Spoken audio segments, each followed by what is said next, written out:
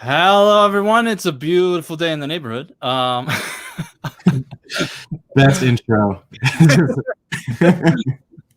My name is Björgvin Benediktsson, founder of Audio Issues, author of Step by Step Mixing, and You Get What You Give. And I'm here with Ryan Wacek.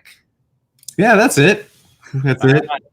Sweet. Yeah, everyone, I'm Ryan Wacek, founder of the Indie Music Academy, the place where we uncover the mysteries of the music industry, learn how to grow a larger fan base, and earn an income from our music. I'm so pumped to be here today, answering your questions, discussing all things music. Let's begin. Damn, your elevator pitch, one sentence thing that you do for your audience is way better than mine. Oh man, it's whatever. Yeah.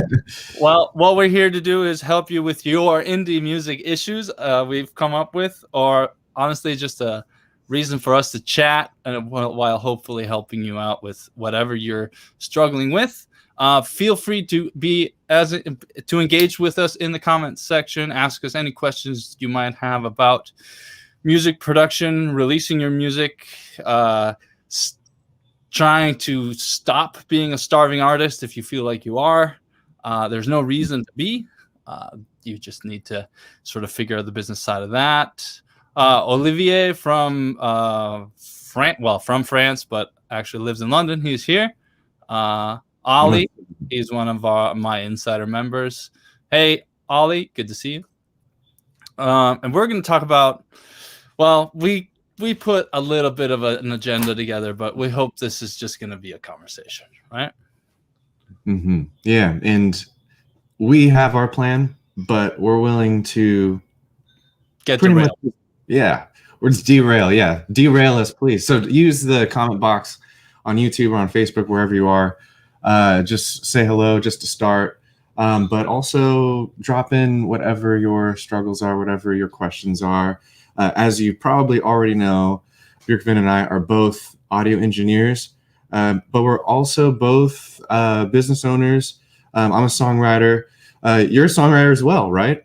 Yeah, I don't do as much songwriting anymore. I'm mostly a writer of books.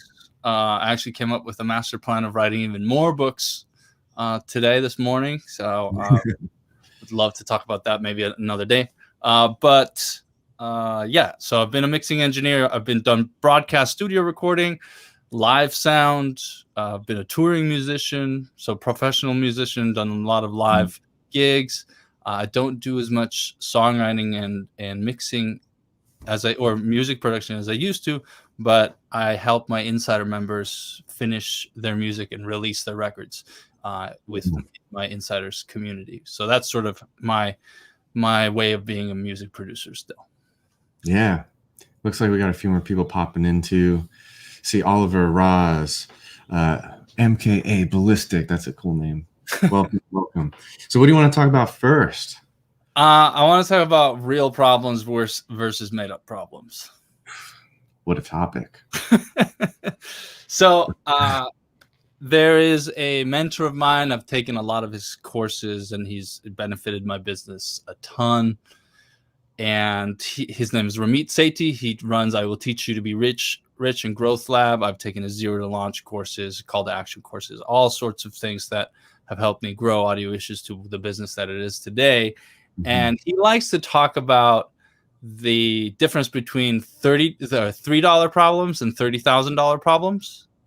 And he likens it to what he does. He helps people live a quote unquote rich life, whatever that means for you. And that's sort of he hates people that tell that their advice is basically you got to cut back on your spending and save on your lattes in order for you to make enough money to be successful or survive. Whereas I don't think you're going to find success or live a rich life with cutting back on tiny little lattes or tiny little purchases like that. Right. And it brings me to like what the real questions are that we should be considering. And we talked about this last week is when people ask me like, how do I EQ a kick drum? I just go like, that's not really the question that is going to make the biggest impact on your career as a music producer, mixing engineer, audio engineer in general. It's really about how do I make my career to the point where I like EQing a kick drum is such a tiny, tiny little portion of what I do, because those problems are easily solvable. Finding a career doing what you love, that's the real problem that you should be focusing on. So if you're spending more time on YouTube looking at tutorial videos on EQ than tutorial videos on how to level up your music career, I think you're doing it wrong. So those are the $3 questions versus the $30,000 questions. Yeah, you reminded me of something that's that stuck with me. It's like, you're never going to get rich off of like credit card points or off of like, you know, everyone's like, oh yeah, I'm going to like charge it here and get points back. You know, I'm going to, you know, kind of like thinking of the very small, but maybe like maybe the most talked about. It's like very hypey, you know, and like getting out of that hype of like, oh, I gotta, you know, get this microphone, or I need to, you know, do this hack or tip, you know. I really think, and I think we're aligned in this, that you have to get a level deeper and focus on the principles versus the tips, or, you know, how are you going to actually grow and turn this into a long-term thing versus like getting stuck in the weeds of one tiny little microcosm of the big picture. So right. Yeah, you can't see the song for the frequencies because the song is more like, you can't see the forest for the trees. It's like you can't see the song for the frequencies because they're in the. Did you make that up? I just made that up. Yes, that's why you've never heard it, because it's also stupid. But it makes me think about like, I've been thinking about the difference between goals versus systems. Like, having a goal is good and striving for something, but it's such a like intangible, or like a set point, you know. It's like, okay, I'm going to reach this goal, and then what? And then versus systems, where systems are like, I'm going to do this as a system every day, and it's going to grow and snowball, and it's going to reach my goal, and then we're going to move on to the next goal, because this is what I do. I'm not just going to reach this one goal and then don't know what to do next. I'm going to have a system for success instead. Yeah. So I think it would be a cool exercise. I'm just totally going off the rails here, but guys in the chat, everyone who's watching, I want you to do this exercise with us. Throw in a $3 question right next to what we call a $30,000 question, right? So a very small, like in the weeds thing that you're struggling with, and then right next to it, put the big picture question. And I want you to do it as an exercise to see how it's a mindset thing, and how one is going to actually have you looking forward, when the other, right, the $3 question just has you looking right down at where you're at right now, you know. And I think that's a difference. So go ahead and do that. It'll just be fun to see the difference.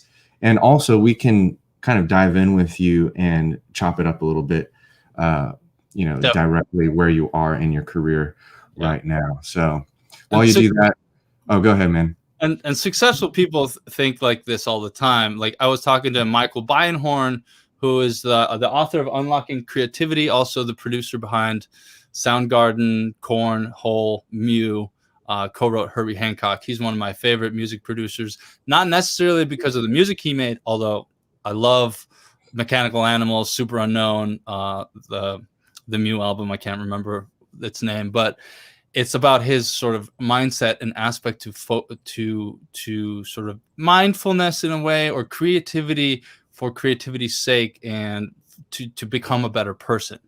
And when I asked him, because we had a $3 question during our interview, and it was like, how do I record great vocals, or like, how do I record vocals? And he just said, just plug in a mic and sing into it.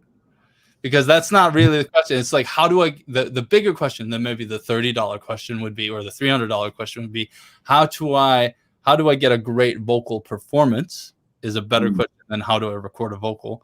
And then on top of that is like, how can I make a record with a vocal performance that makes people cry? That has to do with the meaning of the song and just like the production in general. And then the $30,000 question is, how can I make that vocal production, performance, song, record, whatever, a part of my body of work in a long-standing career? That's the real. Yeah. You really touched on something that I think a lot of people don't understand, is that great vocals really happen with great moments in practice and doing the things like warming up, hydrating, making sure you didn't just like eat pizza and beer right before, and like drying your vocal cords, and so like a great a great singer will sound great, on an Audio Technica 2021 or a U87, and when it's streamed on Spotify or YouTube in a compressed format, it's literally going to be identical. And so like with the exception of great EQ and great compression choices that kind of shape the character, but most, like if we're talking about character of like a vocal track, the EQ and compression choices are maybe like 10-20% of the entire character, but like just the performance and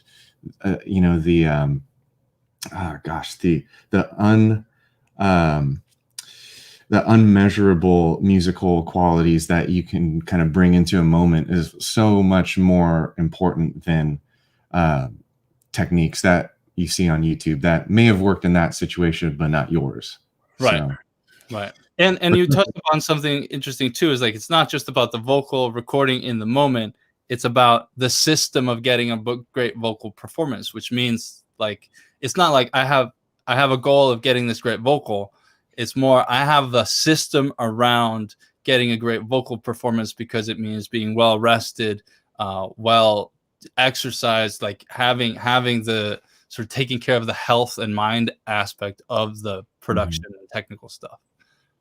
Yeah, and it's hard to make a YouTube video about that. It's not, it's not as like hypey of a subject. It's not clickbaity. That's really what it is. But it's the truth. I don't know. I'd like to think we talk about things that really matter, not necessarily what's going to get the click. Yeah. So I'm glad everyone's here listening in. We got a couple of answers. Yeah, let's do it. That we could pull up. Roz says, "Amen. Growth is much more important than just hacks." I mean, I think that's a no-brainer, but sometimes you have to be told that. I know there's things that I've been told where it's like, that's such a no-brainer. How come I didn't figure that out on my own? Right. And so it's totally fair. Renee says her three, or his, I can't tell, his $3 question, how to get my vocals sound such a way, right? That's exactly right. That's what we were talking about.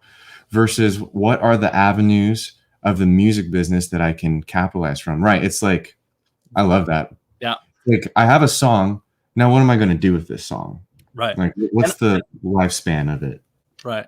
And also like the vocals. So like, what can I, if I'm a great vocalist, what does that mean for me career-wise? Well, that means you can be an artist, a vocalist for hire. You can be your own artist, just being like you're an indie artist. You can be a vocal coach. You can be a backup singer in another band. You can you can create vocal tutorials. You can write a book about vocal production. Like now you have 6 ways of profiting from your business, from your one skill, right? And everybody listening that maybe has is afraid of their voices, like I do, like I am. You can take any skill that you think you're good at and like think about 5 ways you can capitalize on them, because those are the real questions that drive you and actually get you success.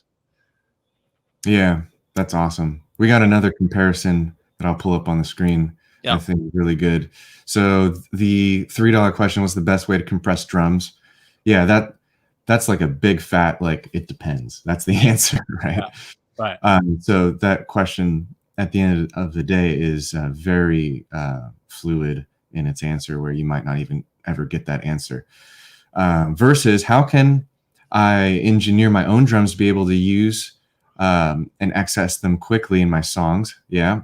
And then get them out there to sell sample packs for the long term. Exactly. I love that because it's like, how can I do something that's going to benefit me multiple times? Right. It's exactly the same with recording a song or even writing a song. Let's say the whole songwriting recording process. Like, how are you going to take that time that you invested and have it benefit you multiple times? Right. And that is the $30,000 question. That's really like the $3 million question for sticking with threes, right? How can I take this song that I spent, 10 million hours of my life doing and make it valuable for longer than just the release date or longer than just the release week? Because a lot of times we promote for a week and then it kind of drops off and just sits on our Spotify. Right. And that's a very unfortunate reality with how much we focus on creation versus the lifespan of what we've created, which I think that's creative too. Finding the avenues for your music and making sure that it actually has a life is creative as well. At least that's how I feel. Definitely.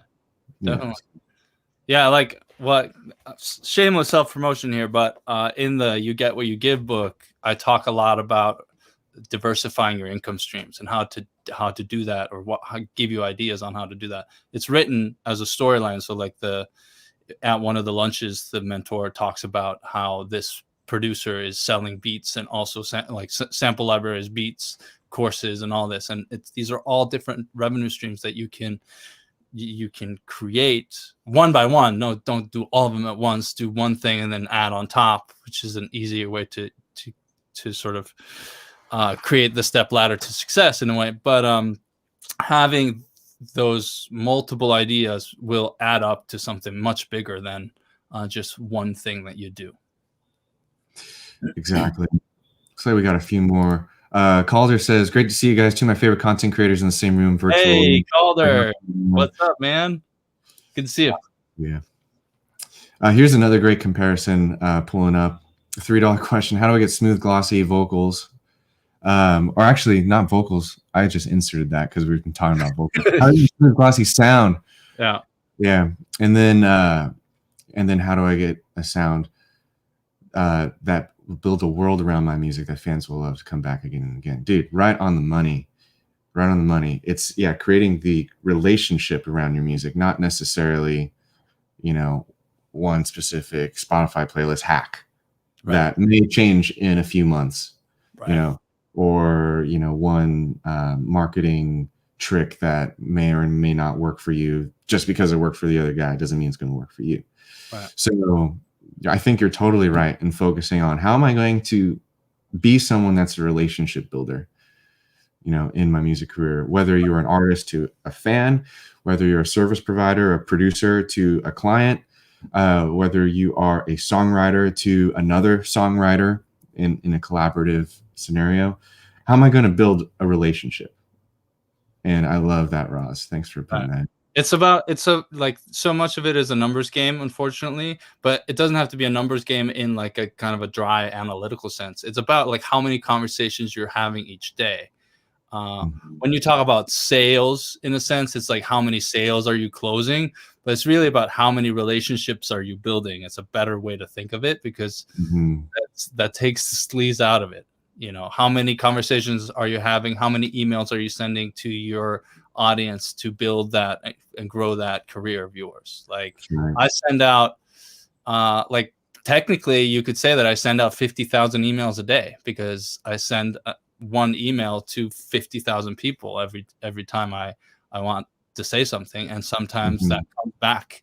People buy my books or become insiders or buy the courses. And then they go on to use that knowledge to build their own careers, whether that is as engineers, audio engineers, music producers, or indie artists. Yeah, it's such a good point that a mailing list is such a great multiplier of your relationships, and it's such a great tool. I like this comment. The click doesn't stick. It's not about the clicks, it's about the relationships, right? So if you're not after building relationships, all you're doing is a wet Band-Aid solution. I love that. It's funny. Right. This guy, he also has this to say: $3 question: what Instagram caption should I use versus 30,000? How can I write an ebook sent via email to my mailing list and offer purchase option for audiobook too? Right. So like, how am I? Basically, the $3 question is like, how can I get likes on social media, which is completely used as a mindset, right? As opposed to how can I help an audience do something that I know how to do, promote that on social media, and earn revenue, help people, and grow a career out of it. Right. Yeah. It's chasing likes versus building a business. Right. At Basically. the end of the day. Yeah.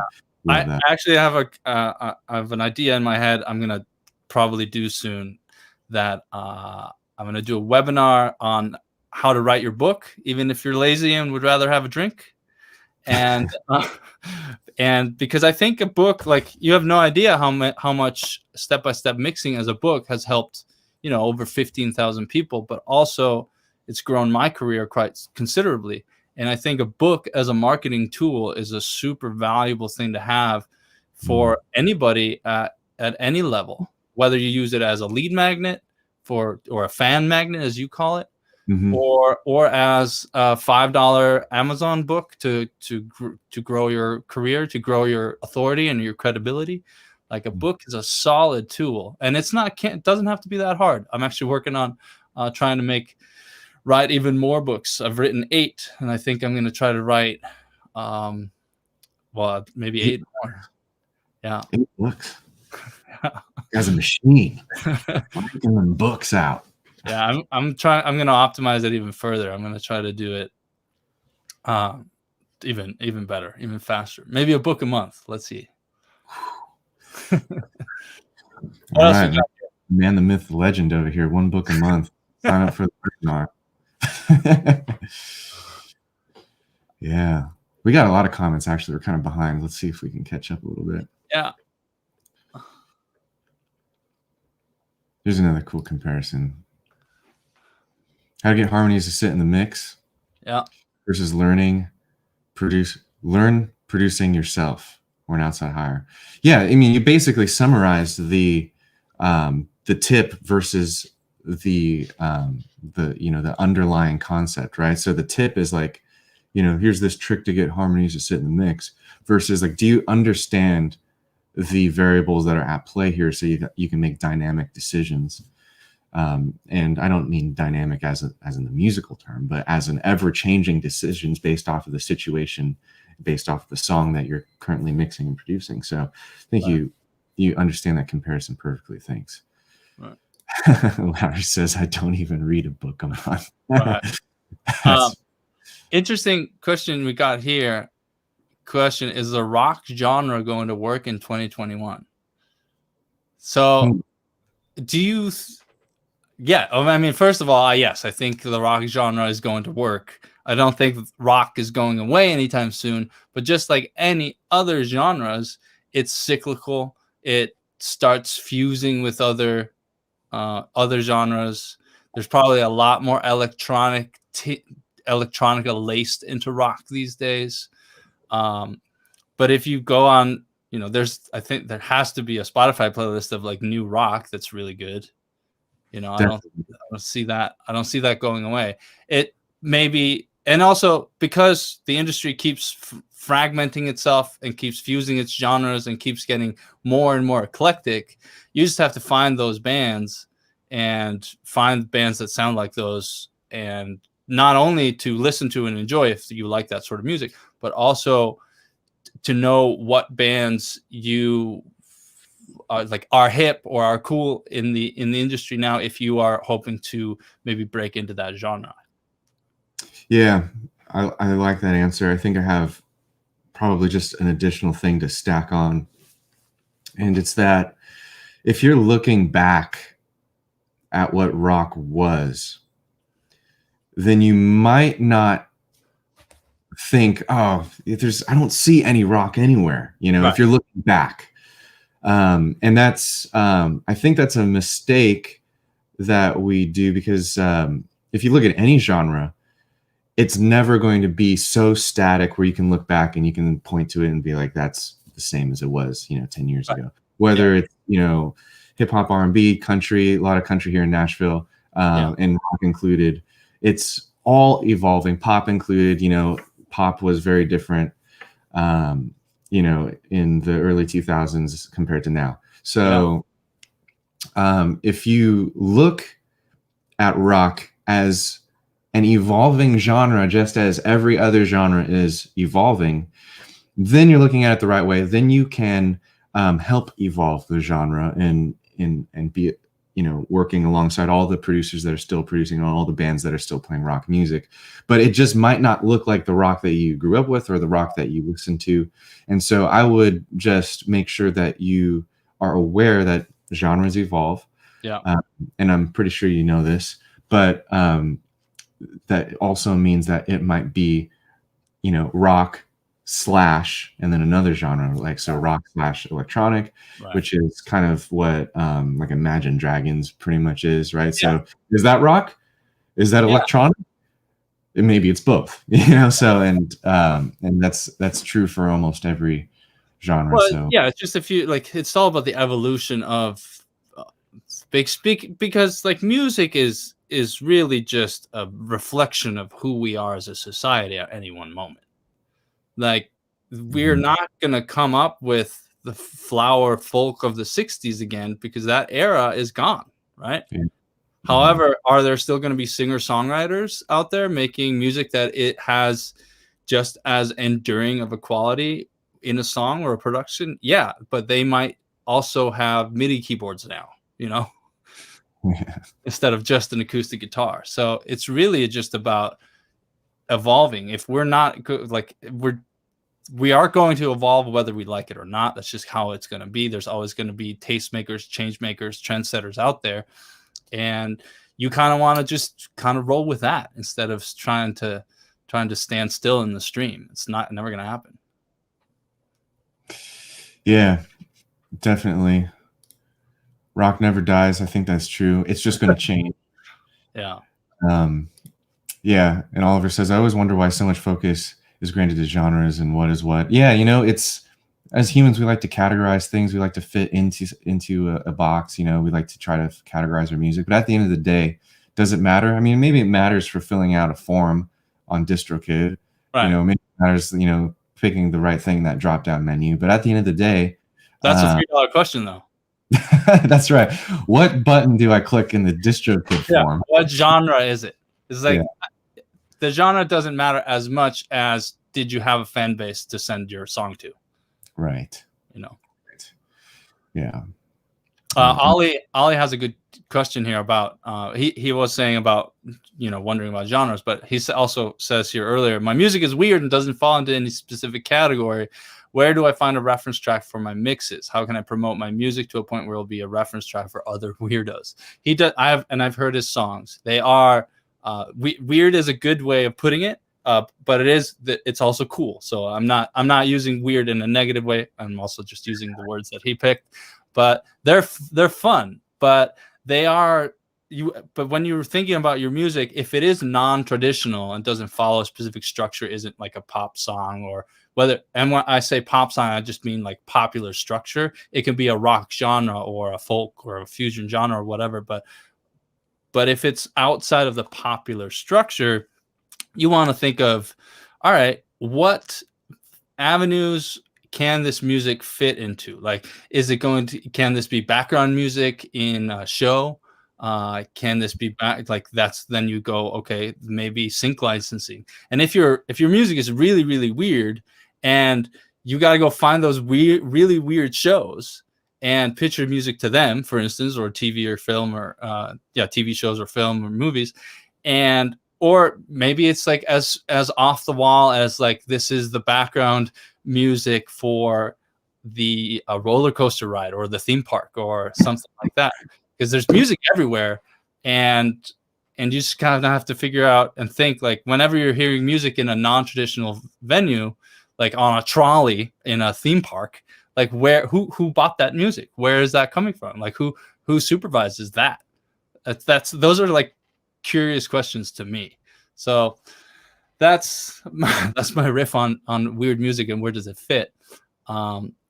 I'm not sure where I would find a reference track for his mixes. I would try to figure out what genre you fit into and find music that is slightly similar to yours and start there. So I don't know if it's avant-garde. I don't know if non-traditional would be a key term. That's actually brings us back to why genre is maybe important, because it is a filtering device for searching for something.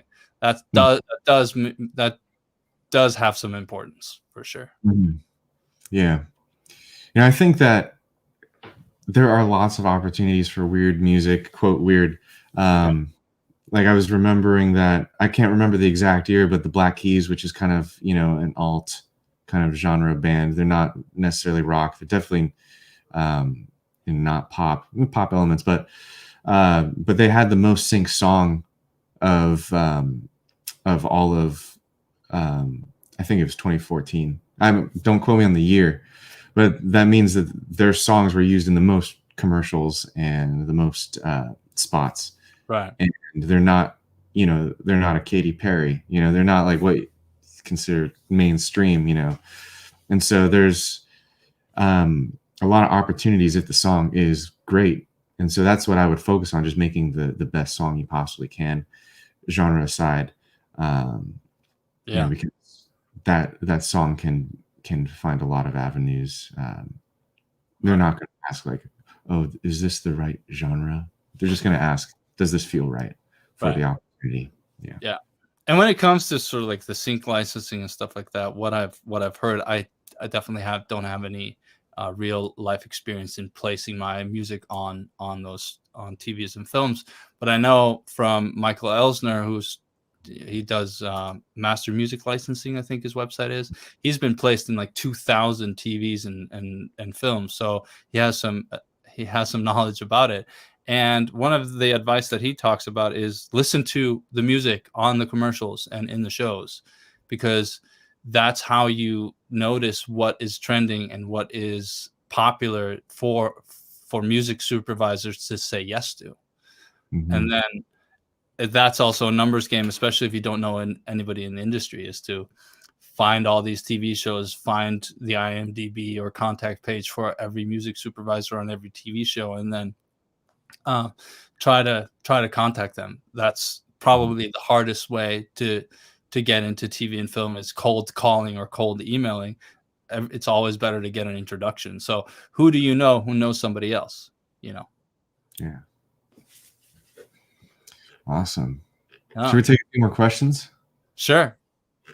Yeah, drop them in. I think there's a little bit of a delay, so drop them in. We'll try to get to them as we can. Mm-hmm. A good one scrolling up. J Big Dog G says, is it really necessary to join a label, or can you do it all by yourself with social media? Start as a starting music producer. Yeah, I think that answer depends if you're on the artist side or the producer side. I mean, actually, can you type in a clarifying comment? Are you a producer artist, or are you a producer that's looking for work? I think that changes the answer. It changes the path of discussion, at least for me. Would you agree? Yeah. No, for sure. Because it depends on how you market yourself. Depends on like the method to the marketing in a way. Yeah. Yeah. J Big Dog G, if you're still here, drop that in the comments. No. Cool. What else should we talk about? I got some notes here about Parkinson's Law. And Parkinson's Law is basically, if you have, 10 days to write a song, you'll take all 10 days. But if you have 10 hours, it'll be done in 10 hours, miraculously enough, right? Yes. According to Google, Parkinson's Law, simply put, the amount of work required adjusts to the time available for its completion. Right. Yeah. And so whether you're writing a book, writing an email, writing a text message, right, or writing a song, I know I've gotten some schooling in this Parkinson's Law lately because I have a 7-month-old daughter now, and there's not as much time in the day or in the week now than it was when I could just work in the studio 10 hours a day. That everything I work at most 4 hours a day now, and miraculously enough, all the tasks somehow seem to be getting done in that time I have available. That's just simply how that works. Cramming. Yeah, you cram it, or you also realize that some of the things that you thought were important aren't important, and you just don't have to do them. And if you keep putting something on your to-do list and you keep moving it from from this week's calendar to next week's calendar, you've done that a few times, you might realize that maybe that just doesn't need to get done. Yeah. And trim it out. Yeah, the cramming for that test or writing that term paper the night before is proof that Parkinson's Law is real. Right, for sure. But turning that into an active practice where you're implementing that when there isn't a hard deadline, right? If you're a songwriter, you're setting your own songwriting rules and deadlines, right? And so implementing Parkinson's Law when there isn't, someone hovering over you, cracking the whip, that's where the challenge is. Yeah, it's like the discipline of being like putting deadlines and having a system that that forces you to sort of rinse and repeat what you do instead of working on one song and then never releasing it. How about you set a goal of releasing a song in 30 days, and then you create a system around the creation and releasing of that song that you can then repeat every month or every time period that that feels comfortable and consistent to you. And that creates a career. A one-off does not create a career.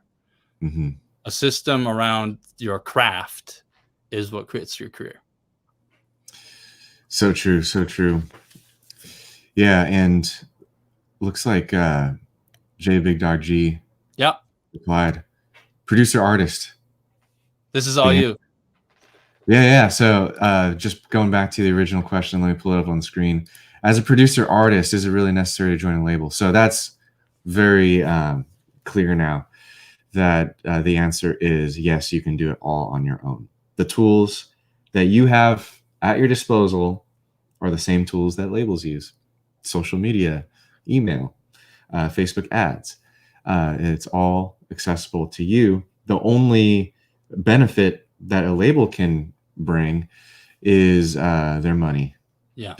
It's basically, if you get signed to a label, it's an interest-free loan that you get, right, called an advance, right, which has its pros and cons, and then you have to pay back that loan against your future royalties. So basically, if you want an investor, then you can consider a label. But if you don't want an investor, if you don't want an outside voice speaking into your creativity, if you don't want the pressure of a label, if you don't really need, that in your life, it's totally possible to do it all yourself. So you just got to learn a couple marketing skills. Not just tips and tricks, but actual skills, because that's what's going to help you make the proper decision for your own situation, right? Skills are dynamic. Skills can problem solve and adjust and shift with markets and shift with the years as time goes on. But tips are not as flexible. They could work for someone and not for you. Right. And that sort of dovetails nicely into this question here from Larry. What's the best way to promote yourself when you don't have the budget? So I always talk about the two levers of business is you have time and you have money, or you have time or money, right?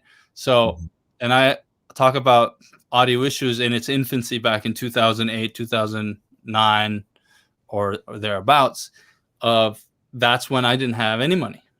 So all I had was time. So the only thing that I could do to promote myself was create marketable content that helped the audience that I wanted to serve. So because I was learning audio production at the time, audio engineering, music, mixing music, I wrote articles about that and promoted those articles on social media, Facebook, back in the day. This is so long ago in internet time, but that's what I had to do. I had to use my time to create marketing materials that would promote my brand. And then slowly over time, I get fans to come or interested students to come and check me out, check out the stuff on the website. They become subscribers. They become some of my early customers for some of my books that I had at the time. And then once you've used your time to maybe create some money, you can actually use that money to buy your time. See how that sort of works, right? So at that point, if you have money, you can actually do a lot of automation stuff like run Facebook ads and run Instagram ads, hire an assistant to do, things for you, hire graphic designers to create better marketing materials, all those sorts of things. So Exactly. that's my spiel on time and money. No, that's so right. It doesn't matter what your business is, right? It's true for everything. It's true for your artist business. It's true for your producing business. It's true for whatever it is. So as an artist, right, the two levers, time and money, you can spend your time creating a YouTube series that you do, weekly or daily if you really want to just push it out, right? And that's turning your time right into content. Content can, kind of work for you if you do it right. You do a good job. It's SEO optimized. You get into searches. You make content that's relative or relevant, I should say, and then if you are able to build a little bit of an audience, right, and some income comes in, right, and you're leveraging that audience, which is what I teach at the Indie Music Academy, then you can take some of that money and reinvest it into more growth. And there is a point where, you can kind of relax a little bit, as far as, making content.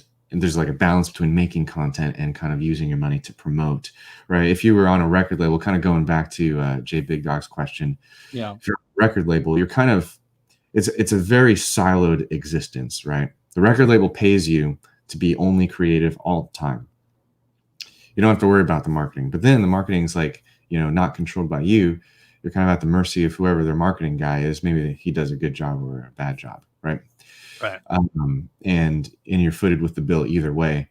Whereas as an indie artist, you find your own balance between being creative, creating content, creating music, using your time, and then using some of your own money and reinvesting it back into yourself to grow further. And so that is, that's how I do it.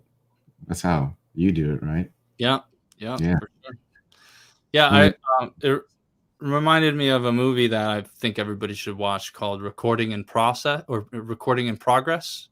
I think it's on streaming services, and it's talks about like sort of the new modern music production business and how that works out for self-producing artists. So check that out. I've seen it. What else we got here? Anybody have any questions? All right. Well, do we have any last minute thoughts or last thoughts?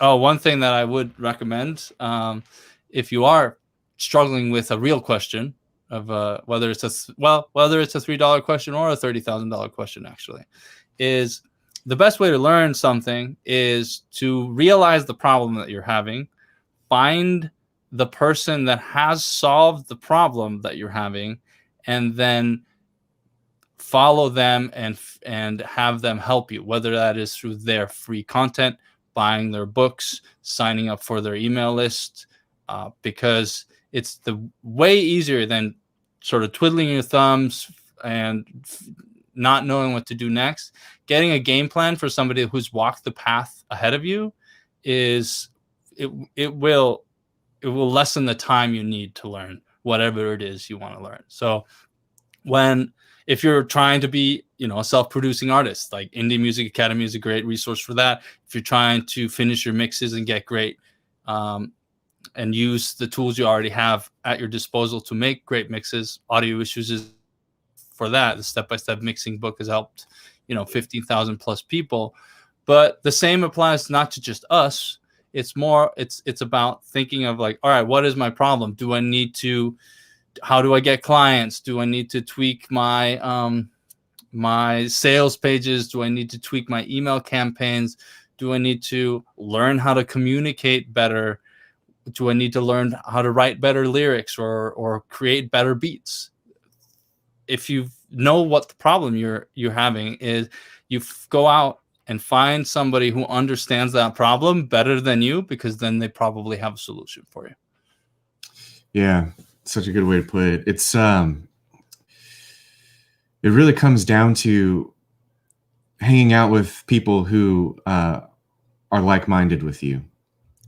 You know, it's it's always been said, like, you become just like your 3 closest friends, or you're influenced by the 3 closest people around you, right? And it's also true that if you hang out with people who are one step ahead of you, you're going to grow so much faster, whether that's in skills, marketing skills, if you are even just having great conversations with other artists who are doing the same thing as you. You basically have 3, 4, 5, or 6 minds thinking together, and we all know that 6 minds are better than 1. And so that's what Björgvin and I do over at the Indie Music Academy. We talk about music marketing, growing your fan base. There's a community where we all get together and help each other.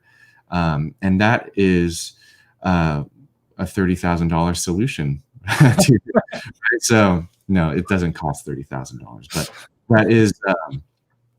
that is one of the best ways, right? Finding community with artists that are just like you, and really becoming, close, becoming friends, more than just social media, friends, more than just posting, in a Facebook group or a Reddit thread, where they don't really know your situation, but really understanding your peers and rising up together as peers.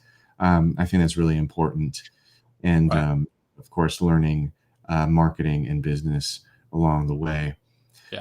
So if anyone feels that they need a community or guidance or help or a mentor or just a friend, both of us, Björgvin and I, are more than happy to just meet with you, to help you. We have websites with amazing free content, blogs, videos, as well as paid products that we spent a lot of time putting together, with a lot of value, that are available, that are meant to shortcut your time, and really to just supercharge every bit of your music career. And so that is available at these websites below us on the screen. And before we move on, a few questions did pop in. I like this from Karen. Are CDs worth investing in? This is a good question, because I want to answer it with a different question. Is your audience the type of people that buy CDs, is the real question, I think. Because there are still people out there that buy CDs, but the majority of the industry probably doesn't. So you have to think about it from the consumer point of view, not from your point of view. If you were to invest in CDs, do you think the audience that you're trying to reach will buy them because they consume CDs? If not, then you're better off just sending people to your streaming sites, or by, does anybody even download music anymore? Actually, like, I don't think I download any music anymore. I only listen to Spotify. Maybe that's sad, but that's just, I think it just convenience trumps anything else in the consumer sense every day, you know? Yeah, that's a great answer. Really just the answer boils down to just making sure you're creating products that your audience wants, not creating products that you think you should be making because you should from some source told you should. Right. So really understanding, like, from a product creation standpoint, is there a group of people who will buy this? And if the answer is no, then that's an easy answer to your question. Right. Yeah. Then J Big Dog G, MVP, is there a way to get your music on Spotify, Apple Music, etc. without a distributor? Unfortunately, the answer to that is no. Yeah. Well, this was fun. Yeah. Would you guys want us to do this again? We're gonna do it again, but we'd love the confirmation and the to be justified in our actions, I guess. So let us know. Was this helpful? Is there anything in particular you'd like us to tackle next? We're thinking about doing this every Tuesday. I think so. Yeah, every Tuesday about the same time, I think. Age. Yeah, and just talk about indie music issues and how we can help you, solve the bigger problems of your career. That's such a great name. I mean, it's just a mashup of both of our websites, but indie music issues. Bam. Right. Yeah, definitely. That's what it's all about. One quick plug for me, because this week I'm doing a special promotion on the step-by-step mixing system, which is my sort of ebook bundle of step-by-step mixing, better mixes in less time, and you get what you give, the ebook versions plus some video masterclasses. That's all available for free if you buy the EQ Strategies course, and you can get that at eqstrategies.net. I'll put that in the comments here. And one quick plug for the promotion at the Indie Music Academy. There's a free workshop at the homepage. Just go to indiemusicacademy.com, and there's a blue button that says free workshop. And that is completely, free for you guys. So go ahead and click that button. It'll get sent directly to your email inbox, and it includes written guides, video guides. It's actually over an hour of video content on music marketing and the stuff. It's right in line with the stuff that we talked about today. It's just the proper mindsets, making sure you focus on the right things so that you're moving forward, not just treading water, wasting time, doing busy work. So go ahead and check that out. That is at the Indie Music Academy website. And since I have a computer, I'll pop that link in. Yeah. Awesome. Well, that's it. That's it for today. I hope you found it useful, and we'll see you again next time. All right. Thanks for tuning in, everyone. See you in a future video.